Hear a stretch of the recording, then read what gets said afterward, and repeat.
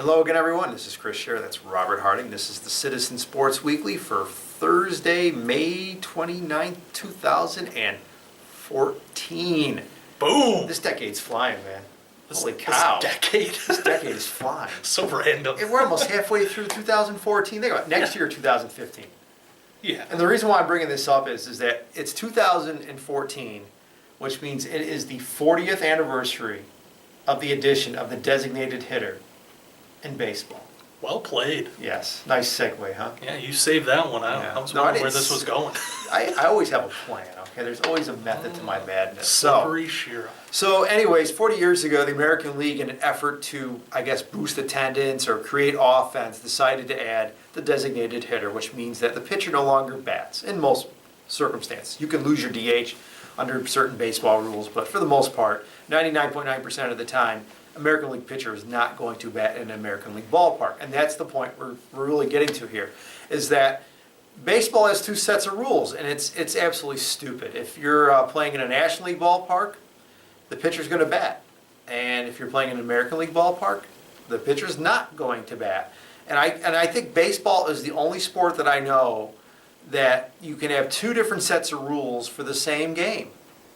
And it's just stupid. And, you know, when you didn't have the leagues, having interleague play until the late 90s, you could say, okay, all right. The only time it factors in the thing is the World Series, which, of course, is your championship, really. Why is this having an impact then? But at least, you know, most of the season, there really was no impact on having a DH, whether you had it or not. And obviously, we've had interleague play since 1997, and this has come up. And it's just absolutely stupid. Baseball either needs to have the DH in both leagues, which I think they'll do, or have the pitcher bat in both leagues. And I mean, look, the DH, yeah, you're going to get more offense with the DH. That's pretty, come on. It's as plain as the nose on my face that you can clearly see, even though we're zoomed out this much, okay? So it's obvious that you're going to have more offense with the DH than if the pitcher was batting. And yes, there's some strategy involved. The double switch. Do you take your pitcher out now because he's coming up the bat in the next inning or something? I mean, there's more strategy. And my friend Manny Acta, who's managed in both the American and National Leagues, will tell you that managing in the National League is much tougher because you have to account for those things. In the American League, you really don't have to manage as much because you don't have to worry about the pitcher and everything.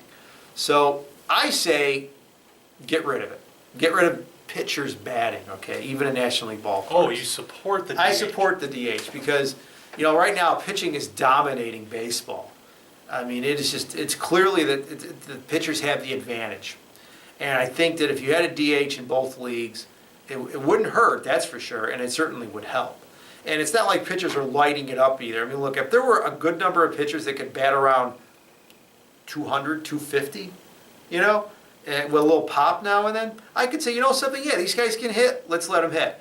But this is an era of specialization. Think about it, we have pitchers that come in really for one batter sometimes. Oh, they've got a lefty up, got to bring a lefty in. Oh, got him out, got to bring a righty in now. Joe Girardi knows what I'm talking about, right, Joe?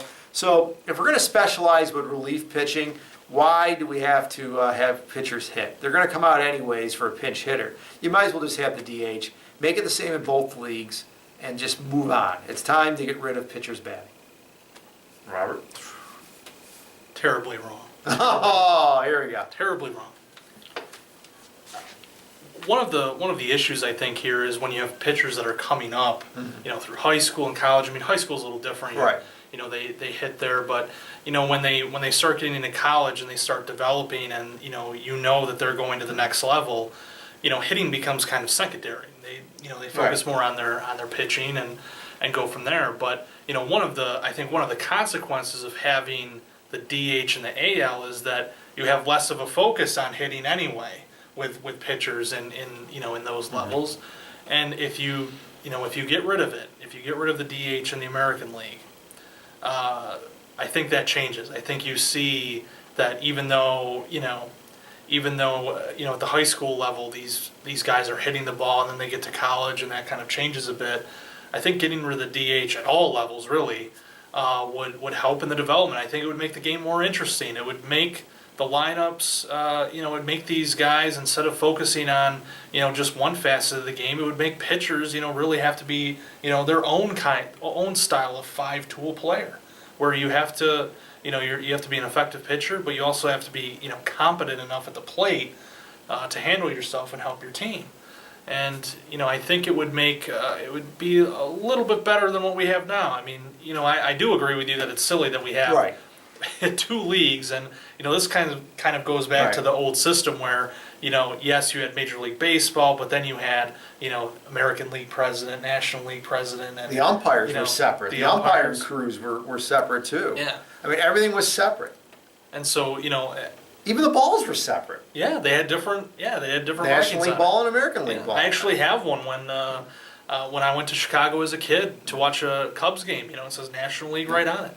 But I do agree with you that something needs to be done to balance to level the playing field. This business of having a DH in one league and having pitchers hit the other, it's got to even out. Either you have to go one way or the other. Right. It's, across the board. Either you introduce the DH in the National League, or you make pitchers hit in the American League. It can't be. You can't have this.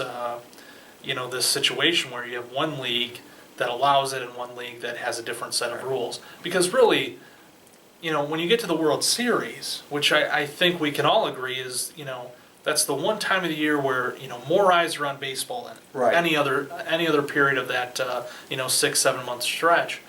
And, with what, with the setup now, it just puts, it puts teams, especially in the National League when they come to, the American League when they go to the National League park and they have to, their pitchers have to hit, puts them at a disadvantage. These guys aren't hitting the ball except in interleague play, and that's not often.